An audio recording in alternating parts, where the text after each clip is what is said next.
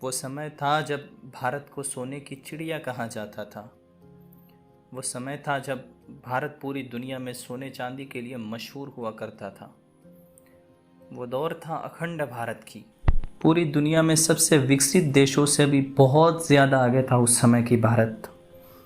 यहाँ की कल्चर, यहाँ की जियोग्राफी, यहाँ की शिक्षा, यहाँ की संस्कार पूरी दुनिया को अपनी तरफ आकर्षित करती थी, पूरी दुनिया को अपनी तरफ खींचती थी।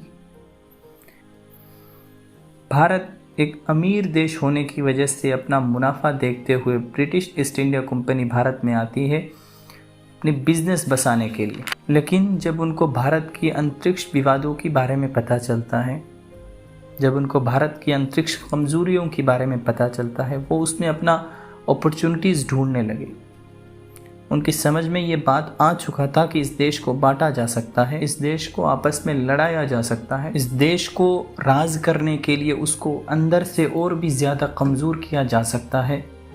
और वो लोग वही करने लगे और इसका फ़ायदा उठा के धीरे धीरे वो भारत के राजनीति में भी दखल अंदाज देने लगे। और ऐसे करते करते धीरे धीरे पूरी भारत ब्रिटिशर्स के अंडर में चला गया। फिर ना जाने कितने वीरों की ज़िंदगी के बदले, कितने शहीदों के खून के बदले, कितने माँ बहन के इज्जत के बदले इस देश को आज़ादी मिली। आज हम सर को ऊंचा करके बोल सकते हैं कि हम एक आज़ाद मुल्क की आज़ाद नागरिक हैं। आज पूरा देश आज़ादी के अमृत महोत्सव मना रहा है, लेकिन बड़ी दुख और अफसोस के साथ कहनी पड़ती है, जिस वजह से ये भारत 200 साल तक ग़ुलाम रहा, जिस वजह से ये देश टुकड़ों में बिखर गया, आज भी वही अंतरिक्ष विवाद इस देश में मौजूद है।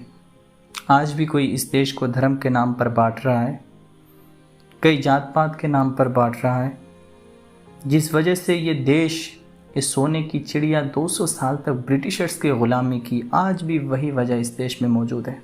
इस स्वतंत्रता दिवस में हमें ये संकल्प लेनी चाहिए, हम किसी भी धर्म से हो सकते हैं, हम किसी भी जात पात से हो सकते हैं, हम किसी भी राजनीतिक दल से बिलोंग कर सकते हैं, लेकिन जब देश की एकता पर सवाल आई तो हम सब एक हैं।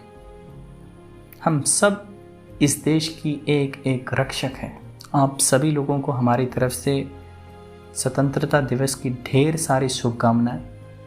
Happy Independence Day to all of you.